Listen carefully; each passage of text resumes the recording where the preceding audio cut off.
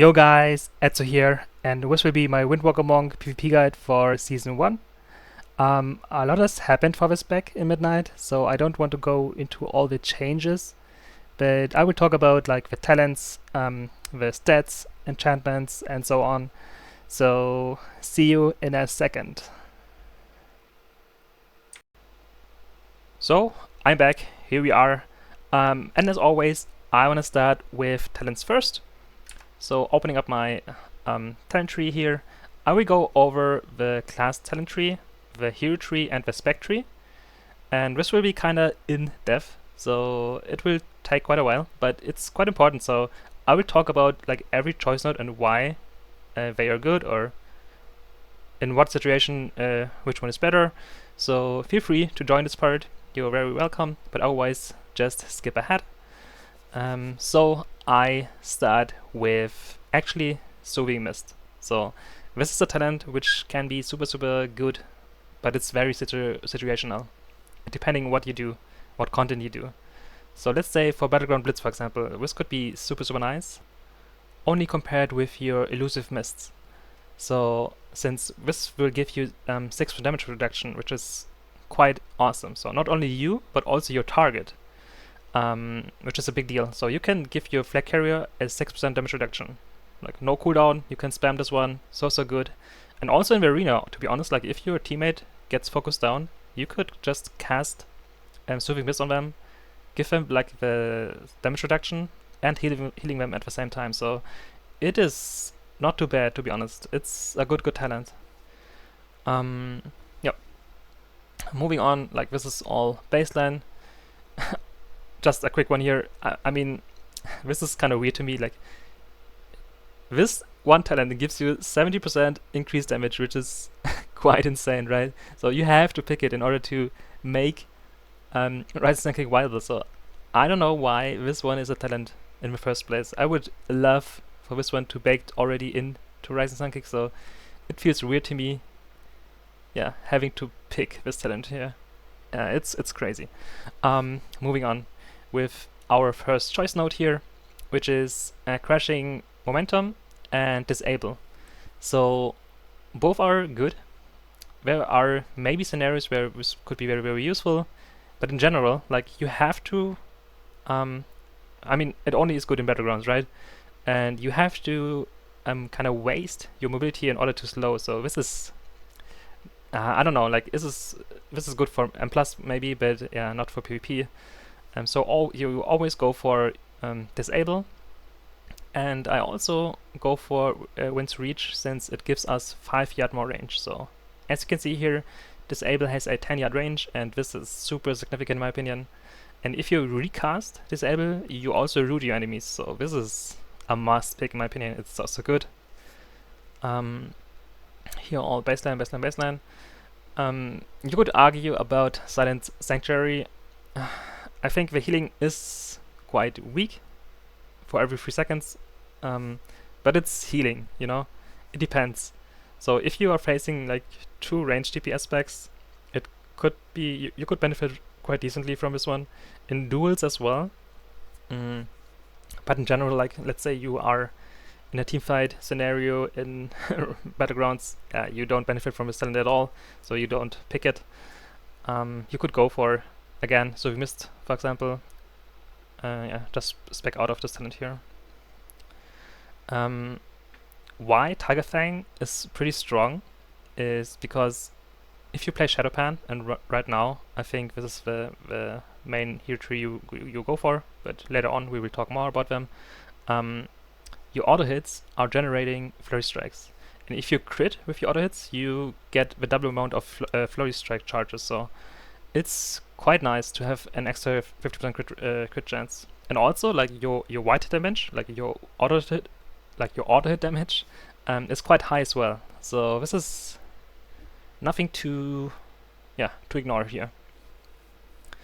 All locked in baseline stuff, I would say. The choice not here, you could go for G2 Pedo, but honestly, I cannot see one scenario where this would be good. Maybe Battleground Blitz if you move a lot between cards, for example. I don't know, like honestly, most of the time just go for clarity. It's way better in my opinion. Like having this extra roll and lower cooldown is such, yeah, it's so much better. Yep. The next choice that you have here is between Ring of Peace and Song of GG. So both are amazing, honestly. I'm very used to only play with Ring of Peace, but sometimes, especially like in the arena, I think this is quite nice. In Solo Shuffle, especially, like it depends what comp you have right now, or you're playing at this moment. But honestly, like, especially against, let's say, a demo warlock, you can sleeve the whole pets as well. Yeah, it's a good talent, but like since Ring of Peace is super flexible, like you can zone people, you can just protect your teammate, you can interrupt with it, so it's a super well-rounded death cooldown, and I kind of always go for this one.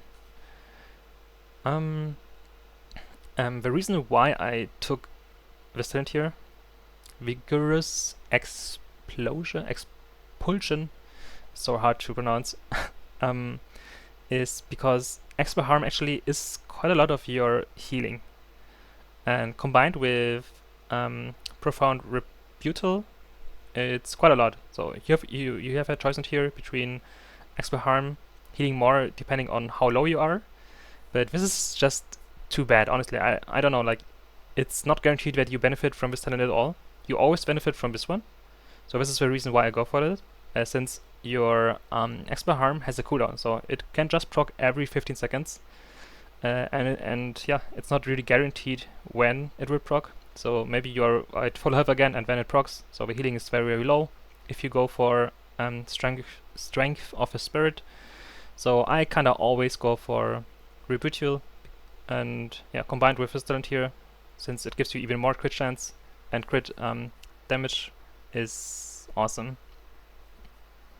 Oh no, sorry, it only gives you 5% more healing and the crit strike chance is higher, but still, it benefits, like the synergy with Rebuttal is just there. So this is what I always pick.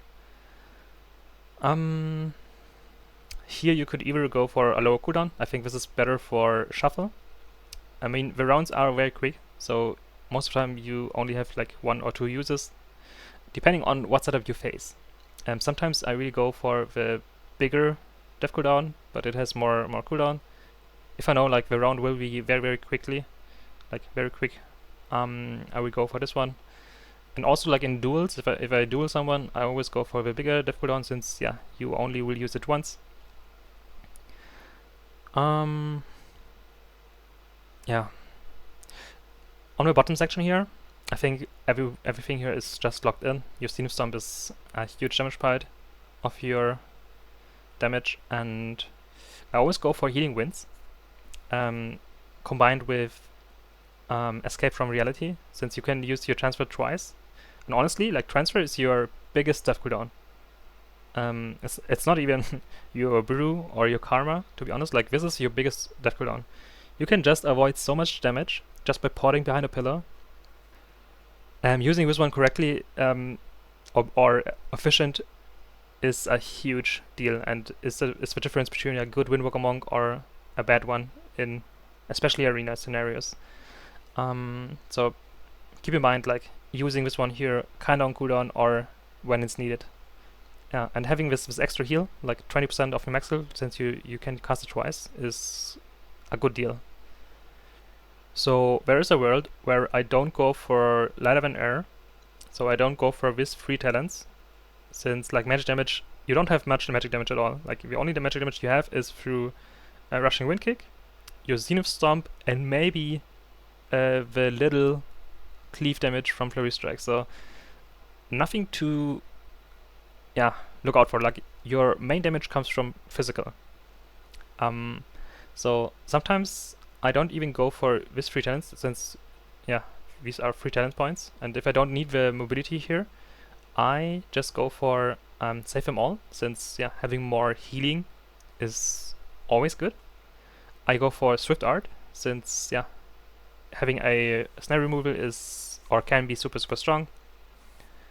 And then again, maybe for windwalking, especially like in, again, Raged Battlegrounds, so everyone can benefit from the extra movement speed.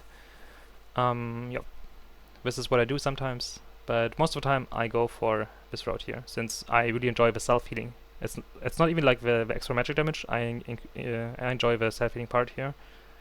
And again, of course, like the mobility.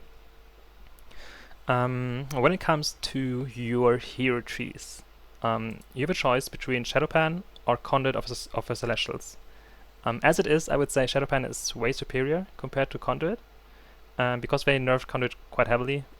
But Conduit, I think this is your choice if you duel someone, like especially like in 1-on-1 scenarios, it's superior to Shadowpan in my opinion, since you have a CC immunity with Conduit. If you spec into the PvP talent, you have CC immunity, so you can counter a certain play of the enemy, and also like the healing is quite nice of Conduit. Plus, the defensive part of this tree is super nice, since yeah, especially like in short fights, you benefit from this 25 maximum health shield way more. But outside of this, like in general, like overall damage, I would say Shadowpan is just way superior. And this is why I spec into Shadowpan. And Shadowpan only has like 1, 2, and 3 choice nodes, so everything else is locked in. Yeah, that's basically it. And now we are reaching the Spec Tree. In my opinion, like in general, like the Spec Tree for Windwalker Monk is quite nice. So compared to other Spec Trees, I would say you have a lot of freedom and choices you can do and swap around. So overall, I think this is a very good Spec Tree. And yeah, so on top, you have to go for Fist of Fury. If you don't pick it, you can't go further in the talent tree. So this is your big spending ability. It costs 3 chi and deals quite a lot of damage, even single target. And one of the best talents for Fist of Fury is Momentum Boost. So this talent here increases your damage based on your haste stat. And haste is something you really want to have as especially a Shadowpan monk. The main reason for it is because your auto hits generates the flurry strikes. And this is a massive deal. Like having more haste, again, gives you more attack speed, which gives you more charges. And also like having more haste gives you more damage on your Fist of Fury as well. So this is something you really want to look out for.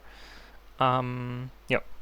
And also like you after your Fist of Fury, you get a 8-second long 60% increased auto attack speed, which is super nice. So you really try to hold Fist of Fury on cooldown just because of this buff alone. So it's super strong. So here you have your first choices you can do. You kind of have to pick Ascension since you are very energy starved, and yeah, it helps out. It's just required in my opinion. I would love to go for Hardened Souls because I really enjoy Blackout Kick, but right now it feels super weak. I'm not sure why. Like in theory, they buffed Blackout Kick by 300% on the patch notes going into midnight, but as it is, I think they forgot to to implement this change. So Blackout Kick deals no damage. It's super weak. Even if you go for all Blackout Kick talents, it's just super weak. In my opinion, it's way too weak. So this is why I don't go for here. I would love to because I love Blackout Kick, but it's just too weak. Honestly, you could go for the extra 4% crit rate, which is nice. You want to have some crit since you have a lot of crit and crit damage synergy with Monk right now, but it's too expensive. Like having to spend 2 talent points, it's just too expensive. So this is the reason why I went for Touch of the Tiger, just to move on here on inventory. I mean, sure, 50% damage increase on Tiger form is nice, but yeah, this is not the end of the world. Like it's still dealing no damage at all. Even combined with this one here, it gives you another 30% damage increase, so 80% damage increase on Tiger Palm, still like kind of deals no damage. So just imagine not picking those 2 talents. You don't deal anything with Tiger Palm. But the main reason why I went to the left side is due to Dual Thread. So this is a talent which is very underestimated, in my opinion. So it deals quite a lot of damage, especially damage outside of your cooldowns. So inside of your cooldowns, of course, all your like abilities deal tons of damage, but outside of your cooldowns, this is a major part of your damage. So it's also good. Especially again combined with the attack speed here you get from momentum boost, and combined with this capstone here, martial agility. So it gives you baseline another 30%, and on your zenith even the double amount 60%. So this is massive. So you get tons of attack speed, and again, like your auto hit damage alone, like the white hit damage, is quite high, and you also benefit again from getting more flurry charges. So this is super nice. Moving on, you don't have to spec into Brawler's intensity,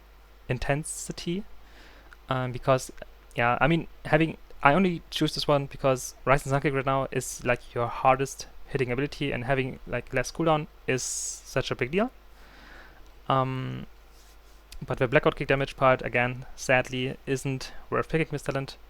You could pick other talents, but right now, as it is, I would say the 1 second less cooldown on your Rising Sun Kick is just too good. You have to pick a Combo Breaker, you have to pick Inner Peace, you have to pick Memory of the Monastery, and kinda Energy Burst. So these 4 talents are, yeah, your energy problem solver. So you kind of have to pick those, or you go for at least 30% haste, and that's not even possible in season 1, I think. So yeah, you kind of have to pick those. Since you play Shadowpan, you always go for Spiritual Focus, since it makes your Zenith a 1-1 cooldown. So this is a must pick, in my opinion. Here, this choice idea could be very interesting. Sure, like having one more tick, like this one gives you one more tick of Fist of Fury, which again could be very good, very strong.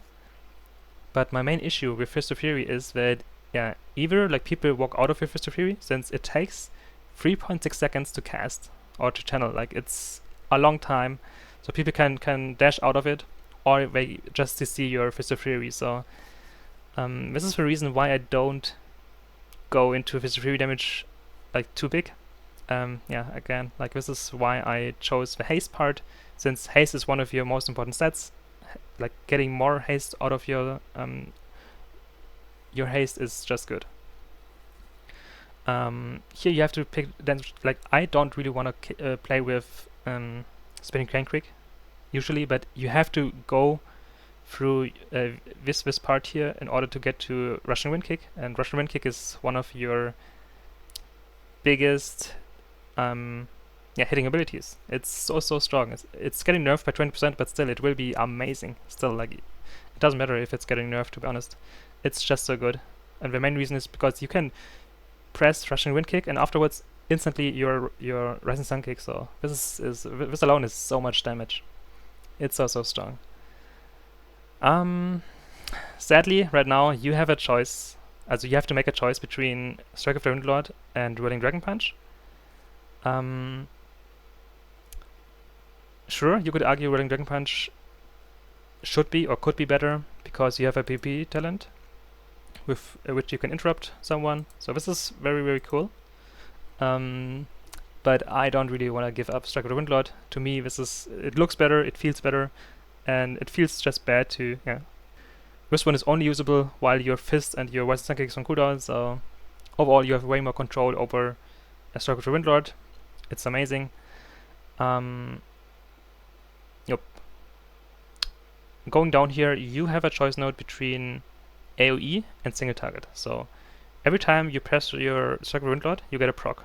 Either you get a Blackout Kick proc or a Dance of GG proc. Again, this is for AoE in my opinion, and this one is for single target. And especially like your Blackout Kick proc. So getting this one is quite a big deal, because this proc here, the Blackout Kick proc, this is the only way you can get access to your Russian Wind Kick. So being able to get a guaranteed proc here by casting Strike of the Windlord is amazing. and this is also the reason why I go for the lower cooldown. So the damage part isn't too important here. It's nice, but the biggest reason here is the cooldown reduction. And your tier set will also give you more cooldown reduction as well. So you will end up having 25-second cooldown. And it's amazing. It's amazing. Since this proc is super rare right now. And yeah, having access to a guaranteed one is just good. Again, this is the capstone, what makes the whole auto attack build viable. Yeah, amazing. You have to pick it.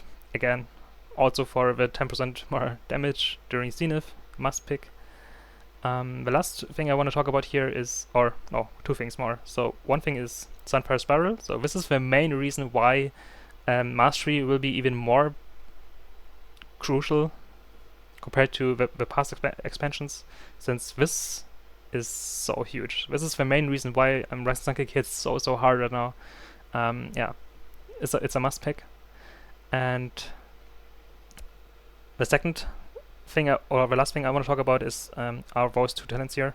So every time you cast your Rising Sun Kick, it, like, if it crits, it reduces the cooldown of your Fist of Fury, and you want to keep Fist of Fury cooldown, right? Because of all the attack speed you get. And the damage is quite nice as well. And this one gives you already a baseline 20% increased crit chance on Rising Sun Kick, which is, it's so good. It's so good. It's a must pick. And this is the same reason why I went for Skyfire Heal, since it gives you at least, it always gives you 4% more crit chance on your Rising Sun Kick. But since, like in Arena or in Battlegrounds especially, you always have more enemies around you. And the range is quite high. Like, if you look at my buff here, Skyfire Heal, it counts 4 targets right now. And I have 1 to here and 1 to here. I think the range is about 10 to 15 yards, so honestly, like, you benefit from this talent here a lot.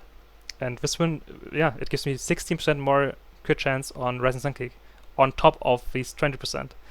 So it's so good. You always crit so hard with your Rising Sun Kick, so I think this is a must pick. It's so good. And when it comes to epic talents, this is your bread and butter. Why you have this huge explosive damage? Because during Zenith you get so much crit rate, it's disgusting. You get at least 20%, if not even more. So this is a massive deal. You get more crit damage. And the capstone I don't go for, to be honest. Like, and again, the main reason for it is because Fist of Fury will get interrupted. So there's no guarantee you benefit from the damage at all. And again, this is only a chance to get increased damage. So I don't know. This is too weak. In PvE, maybe yes, yeah, because this is guaranteed. You always hit with each tick, but in PvP, this is not guaranteed. You get either interrupted, or someone just dashes out of your Fist of Fury. So, yep, this is why I don't go for the capstone.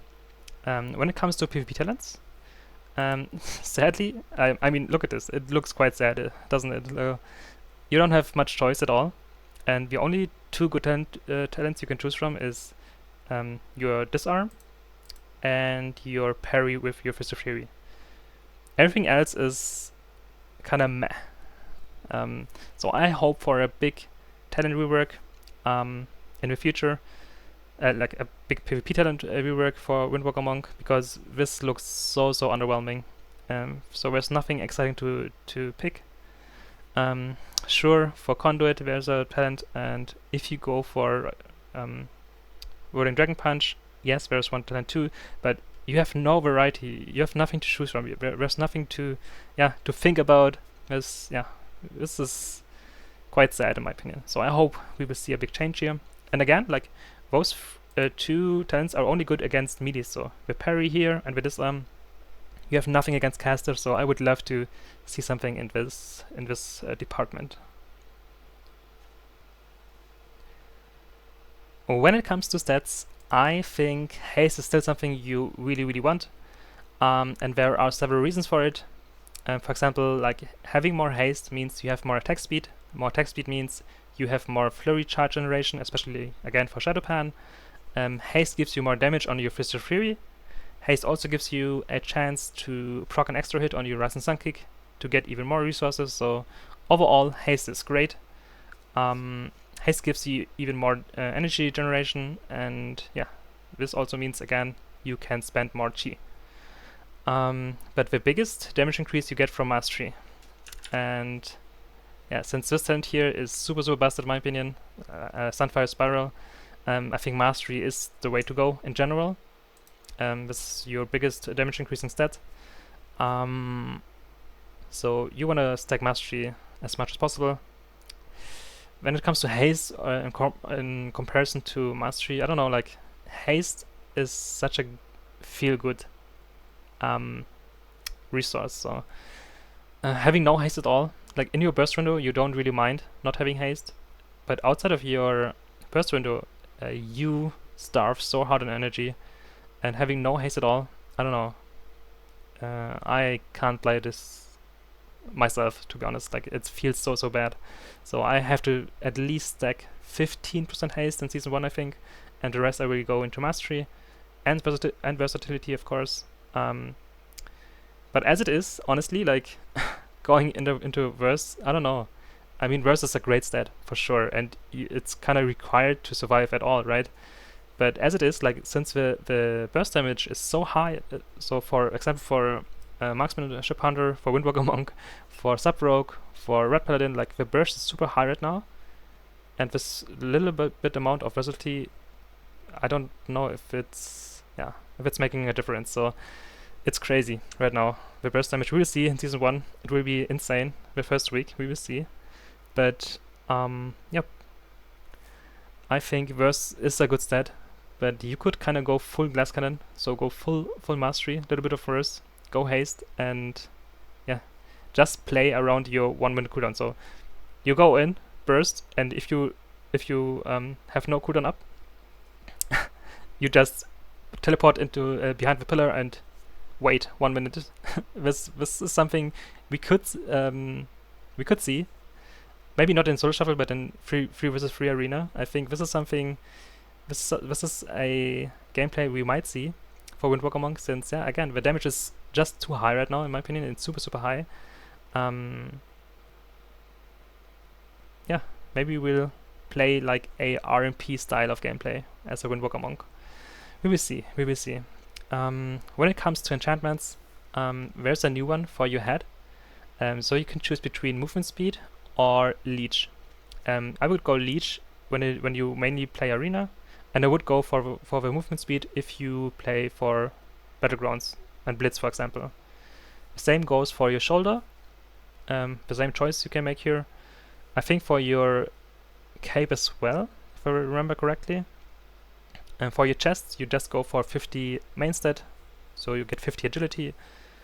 For your weapons, I would go for mastery, to be honest. Like, go for both weapons with mastery. Going haste, you don't want it. You want high baseline haste in order to feel good, so you don't want to be reliant on a proc. So yeah, just go for this damage proc. This is amazing. Go for mastery, in my opinion. You could go for Razor as well, but no, go for mastery.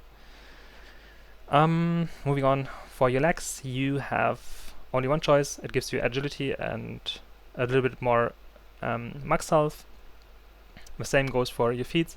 You get a little bit more max health and I think a little bit more mobility you can choose from, or leech, not sure about anymore. And your ring enchantments, I would say you could go verse, sure, but you could also go mastery for more damage. Yeah, that's it. About banishments, I don't know yet, to be honest. I'm not sure.